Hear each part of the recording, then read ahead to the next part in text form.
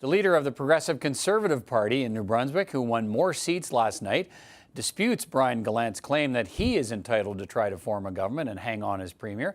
Blaine Higgs joins me now from St. John. Mr. Higgs, good to see you. Thanks for making time to speak with me. You're very welcome. You won one more seat than your rival, Mr. Gallant, in the election results last night, although he won more popular support. He says the lieutenant governors told him he'll be given a chance to form a government. What have you heard? Well, I guess in relation to the process, our system is such that conventional wisdom would be that the one who gets the most seats actually wins. So I know we're both in minority government situations, so there's no confusion about that. However, in confirming with the Lieutenant Governor's office, we learned that there won't be any decisions made how the next government will be formed until after October 5th. And that's to allow for any recount possibilities. And we do have some ridings that have a close count that will obviously go through that process. Right. So that was following Brian Gallant's press release or a question period after he met with the LG. So the stories didn't quite match up, but we've been kind of used to that over the last 4 years with Brian Gallant. Oh, okay, so for people in New Brunswick, people watching this compelling political story develop now across the country, what's your understanding of what happens next? Who's going to be in charge in New Brunswick? Well, he lost a lot of support during this. I mean, obviously, we would have liked to have had a majority government, but I think the people of the province have spoken clearly that they've recognized and basically said that the Conservatives and Liberals of the past have not been listening well. I've been railing on politics ever since I got involved 8 years ago, that politics is a barrier to our success in the province.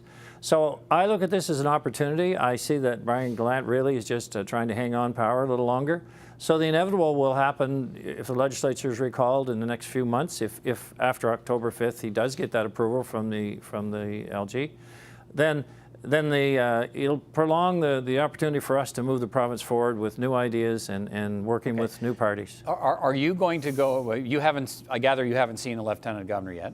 No, we are scheduling to meet with her on Thursday morning. Okay, and are you going to make the case to the Lieutenant Governor that you ought to be allowed the chance to test the confidence of the legislature, since you got 22 seats, one more than Mr. Gallant, that you ought to get the first chance to form government? Are you going to be making that case? Well, I will make that case, and I appreciate that the process can be whether I can get alignment with other parties to be looking at a long-term minority government or long-term past 2 months so that we can move on with the province. Yes, I will make that case, and I hope to be successful in that, but obviously the Lieutenant Governor will decide. Okay. I mean, does it mean anything in this equation, as far as you're concerned, in this case, the equation that, yes, you won one more seat, but the Liberals won, I think it was 8% more in popular support. Should that matter in this conversation?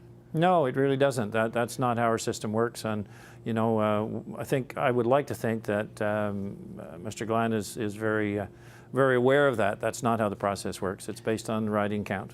How do you see your party forming some sort of arrangement with the other two smaller parties to form, if you can, a minority government? Where do you start? Well, I think here's the argument. Just a week or so ago, Brian Gallant was stating that he wasn't going to work with some parties. Like, he named me as one of them, and he kind of indicated he might work with the Green Party, but he wasn't going to work with People's Alliance. So he ruled right out there the possibility of working with two parties that have been elected and one with the most seats. So that's a pretty good indication that he cannot survive in a minority government situation. So why not then, let's just get on with it. Let's let a government who is willing to work with other parties and to get things done. And it doesn't sacrifice any of our principles and what we have for aims and principles in our party. Right. I'm not suggesting that. I'm suggesting we find common ground. But Brian Gallant's already said he wasn't going to work with many of us, so let's not waste another 2 months, because there's a sense of urgency in New Brunswick, and I'd like to get on with it. Okay, so have you, I understand you've called the Green Party leader. Have you called the leaders of both those smaller parties? Well, we have, yes, I have talked with David Kuhn, and he called me last night, and we spoke today again. I haven't spoken to Chris Austin yet, and I hope to in the coming days, but I haven't at this point. He's the leader of the People's Alliance Party. That is correct. You think you could work with them?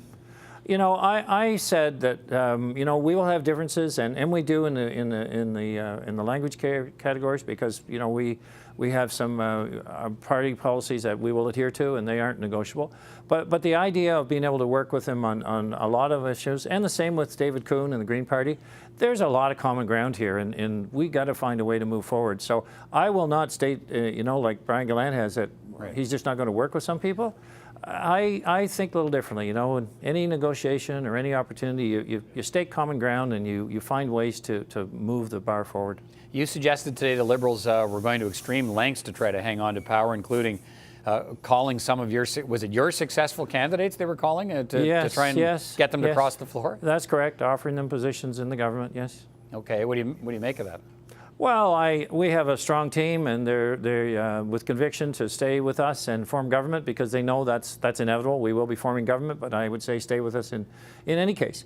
But you know, Peter, what was really humbling today when I spoke to our candidates that have won, but then to our candidates that weren't successful being elected, they said, you know, I said, well, I miss you. We're a team, you know, we were building a team, and we would like to have been more of us together. And they said, well, we did win. You know, you did get the most seats. You will form government, and that's why we were doing this. And boy, you know, that's a real sign of dedication, and it's pretty humbling when defeated candidates will make that statement that we did win after all. Okay, let's finish on this. I mean, I suppose you could argue that what really caused all of this is the rise in support for other smaller parties in New Brunswick, not the old line parties, and you've touched a little bit on that. 6 seats split evenly between the Greens and the People's Alliance Party. You'll have to, we've talked about that, you'll have to get the support of one of those groups at least if you hope to form government. Why do you think more voters turned away from Liberals and Conservatives in this election? Well, Peter, they're tired of politics as usual. I mean, I ran on the principle of province first, politics second, and I didn't have a career in politics. I had a career in business, and I see such an opportunity for us to get better results for taxpayers' dollars. And I guess, you know, I was trying to put that case forward. We had a very diverse candidate selection from different parties, because I was stating, you know, politics is the barrier to success. But people were getting discontent, and I think for good reason. So I look at this as an opportunity to work with others who are elected based on changing politics, because that's exactly what I want to do, is change politics. I'm just trying to do it within a party that's been around a long time, and they're trying to do it in a way with different groups. So we'll find common ground. All right, well, we'll see where all of this takes us, and we'll continue to watch the story unfold in the province of New Brunswick. Blaine Higgs, good to talk to you, and we'll talk again. Nice talking with you as well, Peter. Have a good day.